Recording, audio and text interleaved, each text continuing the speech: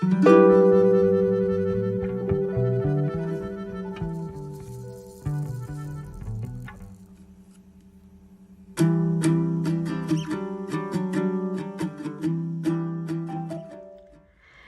my beautiful people. How's it going? Hi, my name is Michelle, and I'm a zero-based budgeter here in Western Australia. And this is me documenting my journey to get my family in a really good financial situation where we are ahead of our bills, we have money in the bank, we're getting a nest egg set up, we are saving for that perfect family home. So, all of that. So if that's kind of content that you like watching, I do urge you to hit the subscribe button, give this video a like, and do leave a comment down below at the end of it. So today, this is kind of like my month wrap up. I go through my expenses, take out money from my binders to send back to the bank so that I can pay my card or my buffer money back. And I also just have a quick review of where I've overspent in areas that I want to improve on in the month of May. And then I also do my sinking fund overview. So spending for the month of April was really bad, and in the sense that I did go over budget in a lot of things. My groceries, I was almost $400 over. Takeouts almost $350 over. Light and easy was less, and I guess that's balanced out because I'm not eating all the meals, so there was a lot of meals still in the freezer, so I didn't order too much. Bills was over by $9, and I think that's because insurances are going up, and I've been told that from the 1st of June it goes up again. So, and the mortgage will go up as well for next month. So May, I've already kind of done an outline as to where the monies are going in May, and done some planning and where I need to allocate the money. But I need to now send back some money before I do the count as to what's in there. So I'm going to put this to the side so that I've got it here so I can see, but I have to get the monies out of the binders so I know. Now, a lot of these binders are going to become bare because, like I said, some of my biggest expenses were health. I had to go and get a test done, so that costed me $500. I used my private health, and then but there's medication and things like that. So health, I'm literally emptying out that envelope. So I've got 20, 40, 60, 70, 80, 90, 100 to go back. It was really sad, but unfortunately money has to go back to the bank because I cannot afford my accounts to drop. I do have a zero-based budget where I do a lot of my paying off my bills, my mortgage, and my hefty savings stays in the bank, and then I pay back depending on what I need from the health. Hair, we did have a few that I can see in my notes here. So hubby and my little one went for haircuts. So we've got 20, 30, 40, 50, 60. And that goes back to the bank. I just need to check. I'm pretty sure it's meant to be 90. I'll double check so that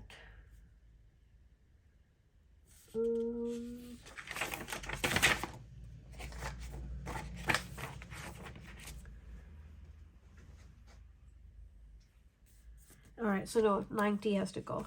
So the 60 I've already put back. So 10, 20, 30. So that's hair.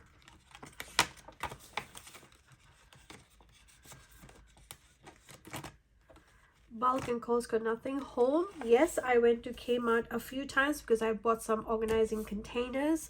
So got 20, 30, 40, 50, 60, 70, 80. Yep, all of that goes. Okay, so that's home. Gifts, nothing. Clothes, that gets emptied out. So I got 10, 20, 30, 40, 50, 60.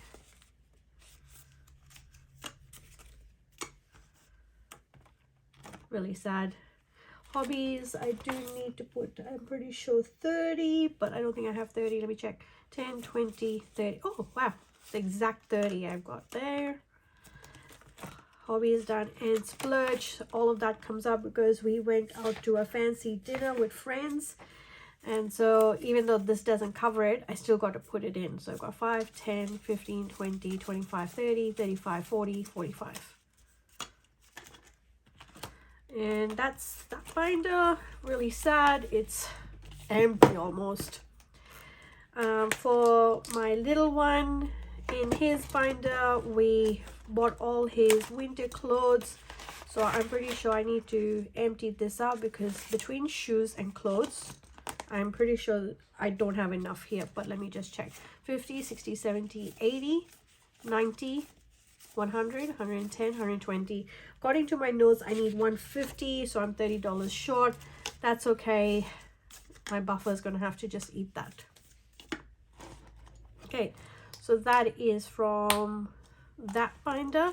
And in the last binder, I paid my registration, car registration. So annual bills,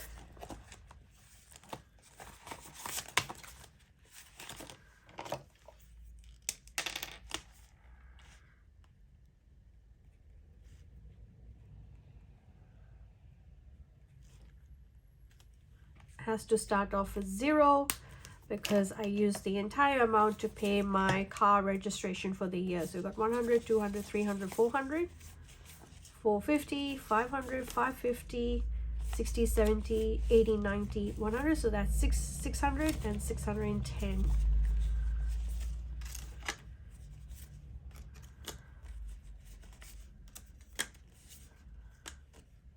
Okay. And so that's annual bills, and nothing else needs to come out. So let me just put my book to the side. Let's do a count as to how much money is going back to bank. I'm thinking of doing some changes to my budget for month of May, so it's not as bad. But at the moment, my biggest expense is health. So, and we did buy some concert tickets last month, so that obviously my husband's gig money pays off for that, so I'm not too worried there. So let's just give it a count as to how much is going back to bank. I've got 100, 200, 300, 400, then 450, 500, 550, 600, then 20, 40, 60, 80, 100. So that's 700. That's, yep, that's 700. 20, 40, 60, 70, 80, 90, 100. 10, 20, 30, 40, 50, 60, 70, 80, 90, 100. 10, 20, 30, 40, 50, 60, 70, 80, 90, 100.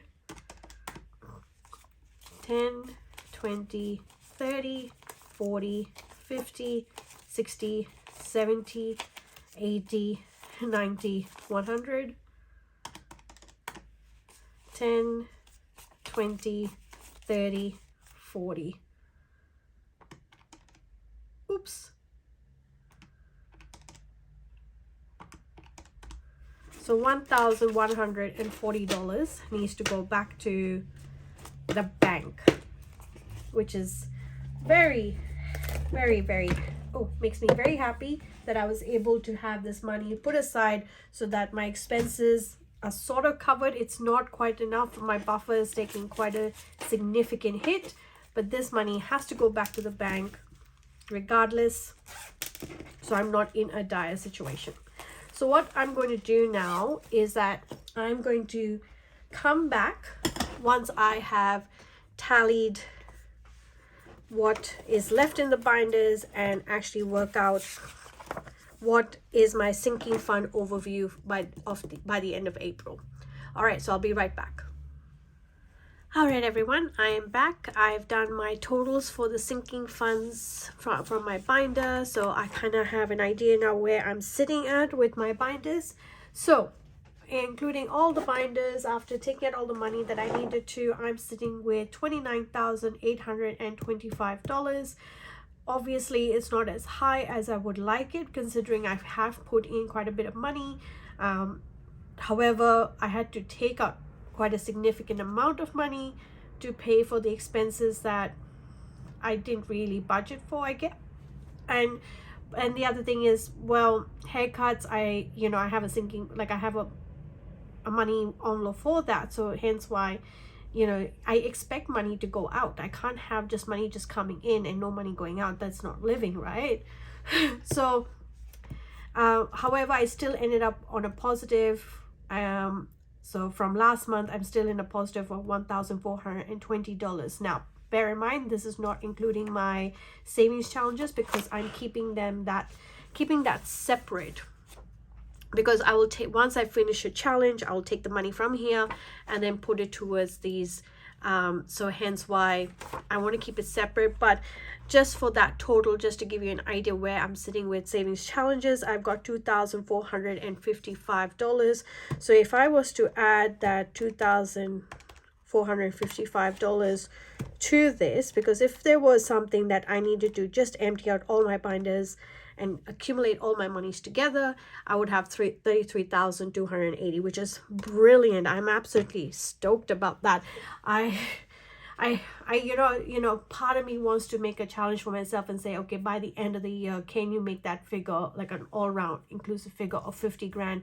But at the same time, I don't want to put the same amount of pressure I put myself in last year. And because last year, I remember towards the end of the year, I actually went through a few budget burnouts. So I'm just being very mindful of that. So hence why this system is working for me. When I have the physical capability of making videos, I will. If I don't, that's okay, as long as I can make the transfers where I need to and just keep it on top of it.